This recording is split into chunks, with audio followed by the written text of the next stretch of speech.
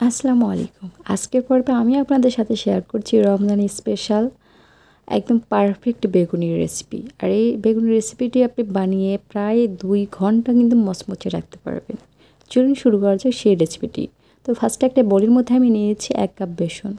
আর এই যে বেসনটা দেখতে পাচ্ছেন, এটা কিন্তু আমি বাসাতেই তৈরি করে নিয়েছিলাম। আর এটা কেমন করে তৈরি করেছি তার লিঙ্ক আমি ডেসক্রিপশনে দিয়ে দেবো, আপনারা দেখে নেবেন। আর এই বেসনটা দিয়ে কিন্তু আপনি সব কিছু অনায়াসে বানিয়ে নিতে পারবেন, একদম পারফেক্ট হয়েছিল। তো চলেন তারপরে কী ইনগ্রিডিয়েন্টস এখানে অ্যাড করতে হবে সেগুলো শেয়ার করছি। তারপরে এখানে আমার লাগবে হচ্ছে red chilli powder, turmeric powder অর্থাৎ হলুদ গুঁড়ো, মরিচ গুঁড়ো আর হচ্ছে ধনিয়ার গুঁড়ো, স্বাদ মতো লবণ দিয়ে আমি একটা গুঁড়ো মিশিয়ে নিয়েছি। তারপরে এর মধ্যে আমি দিয়ে দিলাম। আর সমস্ত ইনগ্রিডিয়েন্টস কিন্তু এখানে আধা চা চামচ করে আমি ইউজ করেছি। আপনারা আপনাদের টেস্ট অনুযায়ী একটু বাড়িয়ে বা কমিয়ে দিতে পারবেন। তারপরে এখানে দিয়ে দিলাম গোটা জিরে। এখানে 1/3 চা চামচ গোটা জিরে আমি ইউজ করেছি। তাহলে এটা খাওয়ার সময় দাঁতের নিচে একটা কড়কড়ে বা একটু দাঁতের নিচে যখন পড়বে তখন খুবই ভালো লাগে আমার কাছে। মোস্টলি আমার কাছে ভালো লাগে। আমি জানি না আসলে কার কার কাছে ভালো লাগে কি ভালো লাগে না। আপনারা আপনাদের আসলে চয়েস অনুযায়ী এটা দিতে পারেন, নাও দিতে পারেন। এরপর অল্প অল্প করে পানি অ্যাড করে একটু থকথকে একটা পেস্ট বানিয়ে নিতে হবে। আমি এটা বানিয়ে তারপর এটার কনসিস্টেন্সিটা আপনাদেরকে দেখিয়ে দিব আসলে এটা কতটা পাতলা বা ঘন হবে। যদি আপনাদের বাসাতে তৈরি বেসন দিয়ে তৈরি করেন তাহলে পানির পরিমাণটা একটু বেশি লাগবে, বিকজ এখানে কিন্তু আমি চালও দিয়েছিলাম। এর কারণে কিন্তু এই বেসনগুলো অনেক বেশি ক্রিস্পি হবে। আর এটা দিয়ে আপনি যেটাই তৈরি করেন না কেন সমস্ত হচ্ছে আসলে জিনিসই এমন বেশি ক্রিস্পি হয়ে থাকবে। আর বাজার থেকে যদি আপনারা বেসনটা কিনে ইউজ করেন তাহলে কিন্তু এখানে চালের গুঁড়ো এক্সট্রা করে আপনাদেরকে অ্যাড করতে হবে। তা না হলে কিন্তু আপনাদের হচ্ছে বেসনটা যে জিনিসটাই বানান না কেন বেসনটা দিয়ে সেটা কিন্তু ক্রিস্পি হবে না, আর খেতেও কিন্তু একদমই ভালো লাগবে না। সো বাসা থেকে তৈরি করেন বা বাইরে থেকে নিয়ে আসেন, যেটাই করেন না কেন বাসা থেকে তৈরি করলে কিন্তু আমার রেসিপি দেখে যদি আপনারা বাসায় তৈরি করেন তাহলে এক্সট্রা করে চালের গুঁড়ো অ্যাড করতে হবে না। আর যদি বাজার থেকে নিয়ে আসেন তাহলে এক্সট্রা করে কিন্তু চালের গুঁড়ো অ্যাড করতে হবে। এই যে দেখতে পাচ্ছেন এটার কনসিস্টেন্সিটা কেমন হয়েছে, আমার আঙুলটা কিন্তু একদমই দেখা যাচ্ছে না। তো বুঝতেই পারছেন এটা কনসিস্টেন্সিটা ঠিক এমন হবে। এরপর এখানে আমি দিয়ে দিচ্ছি 2 টেবিল চামচ রান্নার রেগুলার যে সয়াবিন তেল ইউজ করি সেটা। এইটা দেওয়ার কারণে হয় কি আসলে অনেক সময় আমরা যখন ভাজা পোড়া করি বা কোনো কিছু বানাই তার উপর যে তেল একটু চিটচিটে ভাব থাকে, তো এই কাজটা যদি আপনারা করেন তাহলে বেগুনের উপরে যে অতিরিক্ত তেল সেটা কিন্তু একদমই থাকবে না। তারপরে এই যে দেখতে পাচ্ছেন আমি বেগুন নিয়েছি, সেটা একদমই পাতলা করে কেটে নিয়েছি। এটা কেমন পাতলা করে কেটে নিয়েছি দেখে নিশ্চয়ই বুঝতে পারছেন। এরপরে এই বেগুনগুলো আমি বেসনে একটু কোট করে নেব।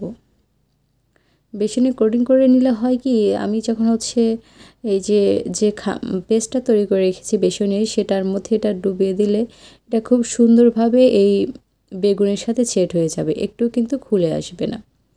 আপনার কাছে যদি কর্নফ্লাওয়ার থাকে সেক্ষেত্রে কিন্তু সেটা আরও বেশি বেটার হবে। তো আমার কাছে কর্নফ্লাওয়ারটা ছিল না, সো আমি এখানে কিন্তু বেসনটা ইউজ করেছি। তবে বেসন ইউজ করার ক্ষেত্রে কিন্তু বেসনটা চেলে নিয়ে তারপর ইউজ করবেন। সবগুলো বেগুন আমি এভাবে কোট করে নিয়েছিলাম। এরপর চলে যাচ্ছে চুলায়। তার আগে এই যে দেখতে পাচ্ছেন চুলায় কিন্তু আমি একটা প্যান বসিয়ে প্যানটা তেলে গরম করতে দিয়েছি। আর এই যে বেসনের পেস্টের মধ্যে কিন্তু আমি বেগুনটা খুব ভালোভাবে মাখিয়ে নিলাম। এরপর এভাবে কিছুক্ষণ ধরে রাখবেন, অতিরিক্ত যে বেসন আছে সেটা পড়ে গেলে তারপরে আপনারা এভাবে দিয়ে দিবেন। তবে চুলার আঁচটা কিন্তু একদমই লোতে থাকবে যতক্ষণ পর্যন্ত না এই বেগুনটা আপনা আপনি তলানি থেকে একটু উপরে উঠে আসে বা ফুলে না উঠে। যখন এটা ফুলে উঠবে তারপরে আপনারা চুলার আঁচটা লো থেকে মিডিয়াম টু হাইয়ের মাঝে রেখে এই বেগুনগুলো ভেজে নেবেন।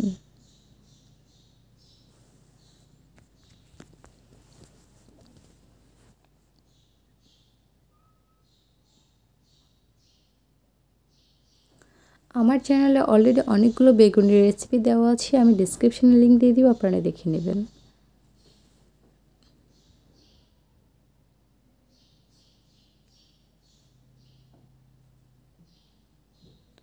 তো দেখতে পাচ্ছেন সুন্দর একটা কালার কিন্তু চলে এসেছে। এই পর্যায়ে আমি এগুলো উঠিয়ে নিচ্ছি। তো উঠানোর আগে এটা স্টেইনারে করে কিছুক্ষণ এভাবে ধরে রাখবেন, যেন অতিরিক্ত যে তেল সেটা যেন পড়ে যায়। এই যে দেখেন পড়ে যাচ্ছে। তো সেমভাবে কিন্তু আমি সবগুলো বেগুনি ভেজে নিয়েছিলাম, আর প্রত্যেকটা বেগুনি এতটা বেশি মচমচে হয়েছিল, আসলে যতক্ষণ পর্যন্ত না আপনি আমার এই রেসিপিটা ফলো করে বানাবেন, আই থিঙ্ক আপনি বুঝতে পারবেন না যেটা কতটা বেশি মচমচে হয়েছিল।